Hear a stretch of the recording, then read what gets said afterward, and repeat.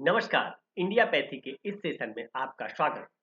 आज हम बातचीत करेंगे पंच तत्वों में आकाश तत्व के विषय में। आकाश तत्व पंच तत्वों में सबसे पहला और महत्वपूर्ण तत्व है। यह चिकित्सा की दृष्टि से अत्याधुनिक महत्वपूर्ण है। क्यों? क्योंकि एक संस्कृत का श्लोक है ना, बोला गया है, लंघनम परम औषधम।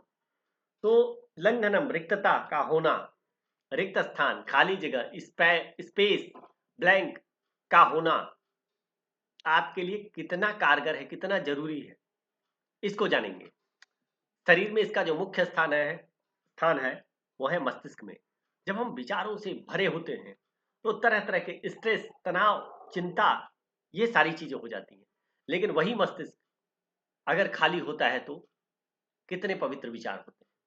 कंठ की स्थिति, अगर कंठ भर गया तो चाहे वो गर्दन के पास तक खा लिया, चाहे वो कफ से भरी स्थिति कितनी खतरनाक होती है। हृदय अगर भर गया तो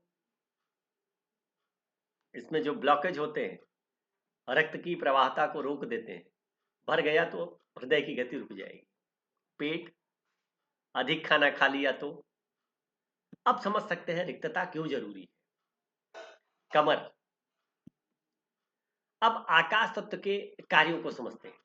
तो मानसिक और भावनात्मक जो गतिविधियां होती हैं उन सभी का लेना देना आकाश तत्व से है। चाहे वह काम हो, क्रोध हो, लोभ हो, मोह हो, अहंकार हो, शोक हो, भय हो, चिंता हो। तो अगर आपको अपने स्वास्थ्य का संतुलन बनाए रखना है और अगर आप स्वयं में संतुलित हैं तो आप स्वस्थ रहेंगे। दोनों एक दूसरे की पूरक है। और जहां मानसिक रूप से आपने अपने आप को असंतुलित किया तो अस्वस्थता आपको घेर लेगी। तो आकाश तत्व को संतुलित रखने के उपाय के विषय में जानते हैं। पहला ही है शारीरिक स्तर पे। तो शारीरिक स्तर पे अगर आपको आकाश तत्व संतुलित रखना है तो उसके लिए आवश्यकता के अनुसार भोजन लेना है।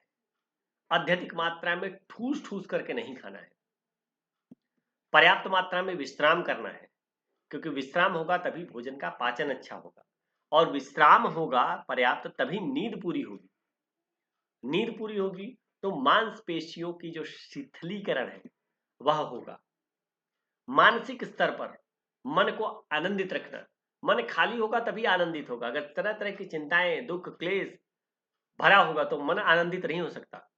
तो मस्तिष्क को विचार मुक्त रखेंगे तभी मन को आनंद की प्राप्ति होगी। अब इन सभी को जो करने की प्रैक्टिकल चीजें हैं, जो प्रभावकारी विधियां हैं, वह सबसे महत्वपूर्ण है। जैसा हमने पहले ही बताया, उपवास। अगर पेट खाली है तभी मन खाली होगा। पेट जरूरत से ज्यादा भर लिया तो गैस से माथा भी डिस्टर्ब करता है।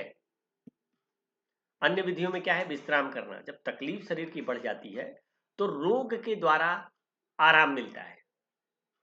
शिथिलीकरण, शिथिलीकरण मतलब अपने आप को शिथिल कर लेना, रेस्ट मोड में कर लेना, आरामदायक स्थिति में कर लेना, मूवमेंट का कम कर लेना। इसके अलावा मानसिक अनुशासन।